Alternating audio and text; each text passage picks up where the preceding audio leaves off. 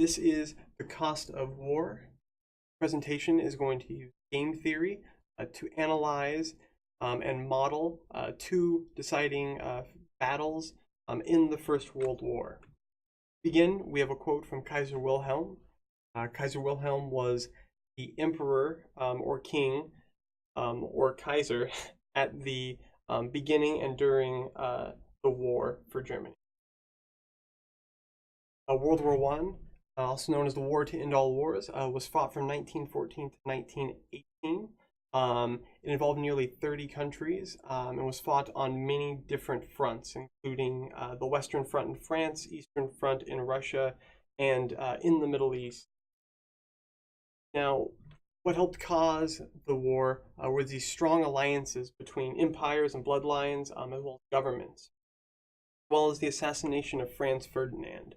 Now, I said bloodlines because it's very interesting that the generals or emperors of those countries, you have George V of Britain, the Tsar Nicholas II, as well as Kaiser Wilhelm of Germany, were all cousins. So there was this love-hate relationship that helped fuel World War I for those 4 years. So when I first modeled the game, I had this very symmetric-looking game tree that looked at the 10 decisive battles that happened during World War I. And this was to answer certain questions that were looking at the payoffs and comparing them to if America joined and did not join the war, and modeling this as a sequential game with imperfect information. The only issue was the previous model was very complex. It was very difficult to begin analyzing or looking at the game in any sort of way. So I was able to shorten the game to this very manageable size that we've seen before. So this is the model that I will be defining here in this presentation. So in this model, there are two teams. There's the Central Powers and the Triple Entente. I've included a map that includes all of the countries that were part of these alliances, as well as the land that was either taken, gained, or fought for during the war. So we have this game now with these two players. We want to look at the player function. This has sequences or histories that lead to when each of the players can go. So we can see that after nature is assigned, we go straight to the Triple Entente, and then we can see that after nature is assigned and then they choose advance, it would be the Central Powers' turn to make a move in the game. So now we look at terminal histories. Each of these battles, either the German offensive of 1918 or the 100 Days offensive of 1918, were very important battles. So if either the Triple Entente was to withdraw or retreat, the war would have essentially been over, which is how these terminal histories are decided. So now we'll look at the role of chance or nature in this game. In this model, there's a 75% chance of America joining the war compared to a 25% chance of them not. So why these probabilities are the way they are? In 1917, Russia dropped out of the war, as well as Germany sinking the Lusitania, which killed many civilians and military officers. This really pushed America to join the war, which is why I assigned a higher probability of them actually joining the war compared to the lower 25% chance that they wouldn't.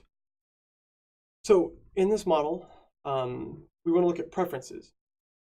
In these preferences, there are, we're going to say that the generals and kings are wanting to lose less men than, they're wanting to preserve the number of men they have in the battle. So when comparing their payoffs, they want the least number of casualties, which brings us to the payoffs and how those are calculated.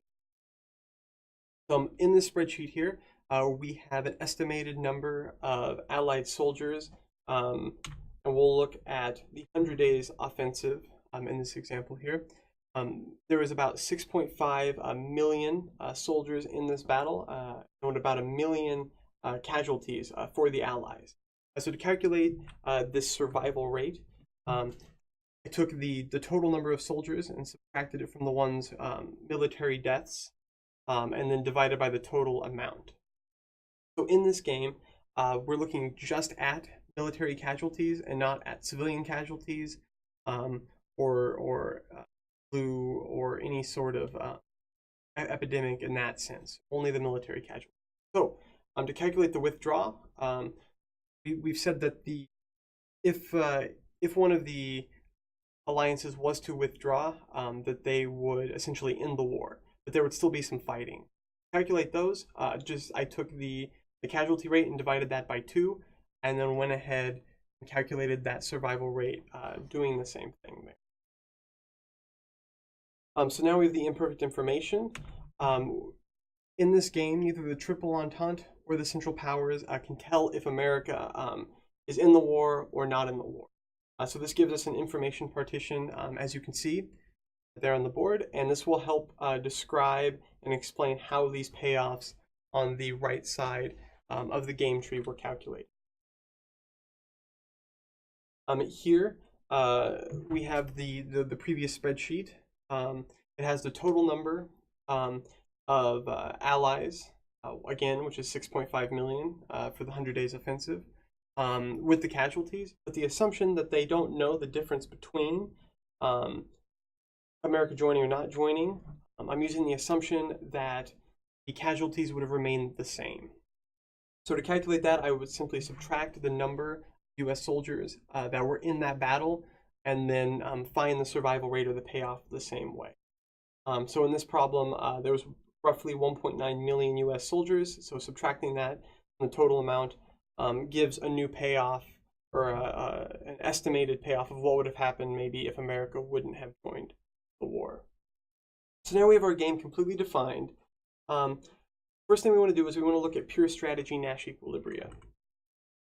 So here we have a matrix, and this was done if the game was performed simultaneously. Since there's this information set or partition here and here, there are there's two options for both players. It's either advance or withdraw. So an example of how the first one was found, we have this expected payoff for the Triple Entente in the situation advanced. So here we look at the 75% chance that they'd be in this area here that has an 84% survival rate compared to the other side of the game tree, which would have a 1/4 chance of being there at an 80% survival rate. So that is how we were able to calculate this payoff matrix here.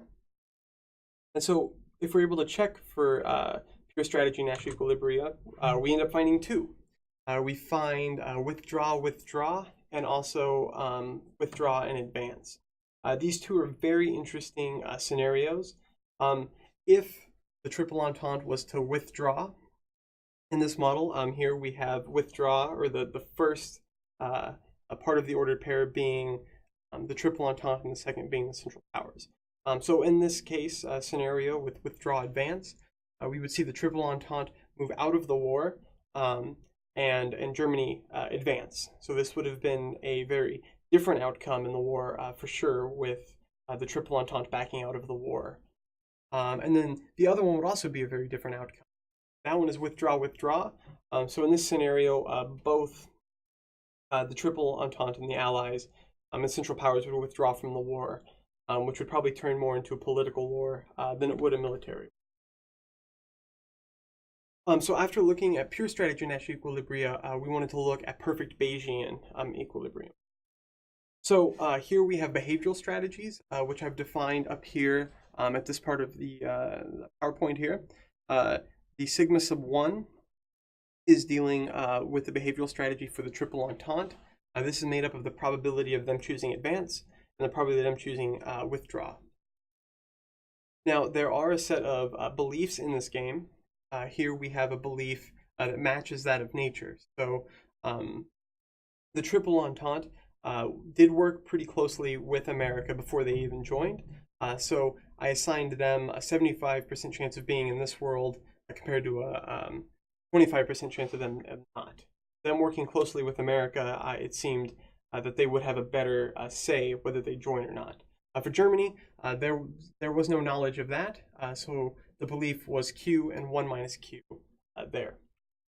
So to begin looking for perfect Bayesian equilibrium, we consider if the behavioral strategy for the triple entente was 1, 0. So that is them playing advance 100% of the time. And then mu being 1, 0, which remember is Q and 1 minus Q. So 1, 0 means we're over here in this part of the world. So if we play advance and now we're down at this node, we need to make sure that this is consistent with nature. So applying Bayes' rule, we can see that the probability of k given a is consistent with nature. So that means that we can't be down at this node. Now that we're down at this node, we need to see what Germany would pick, or the Central Powers would pick at this node. We see that they would pick this outcome here because they would have a higher survival rate than if they were in this node here. But since our preferences are referring to a higher survival rate, even down at this node, this wouldn't be the triple entente's best strategy or their optimal strategy. They would rather withdraw up here because their payout would be higher than down here. So in this scenario, there is no pure Bayesian equilibrium. So now we'll consider the same where they're playing 100% chance of advancing, but in this chance we're over here in this world here, where America doesn't join. So once again, we need to make sure that being down at this node is consistent with nature. We apply Bayes' rule, and it turns out it is. So we're down at this node, but we see down here that Germany or the Central Powers would much rather withdraw.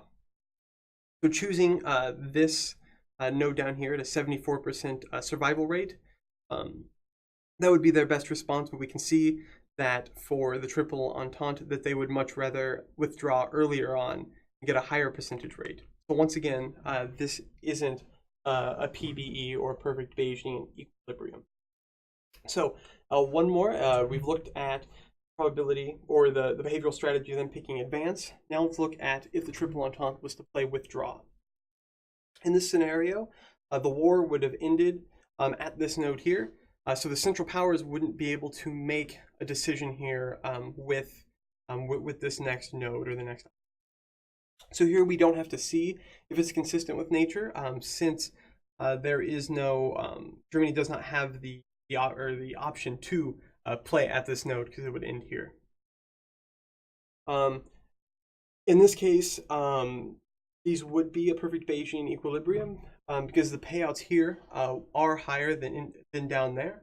So this would be a best response for both the triple entente and Central Powers in this model.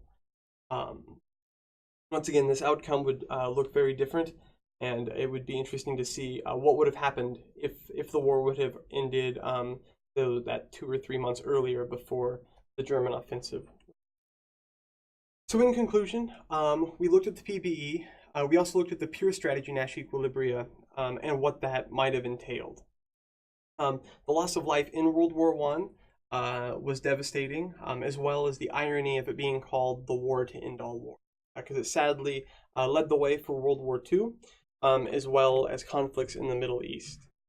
To kind of put into perspective the amount of casualties in this war, just military casualties alone, it was nearly 9.9 million, or a little over. So that means if we were to take the population of Kansas as it is now and triple that, it would still be less than the total amount of people who died. So it is nice to know that this model does say that the best response would be to either avoid the fighting early or withdraw when they could. So thank you for listening. I hope you learned a little more from World War I as I did making this. Thank you.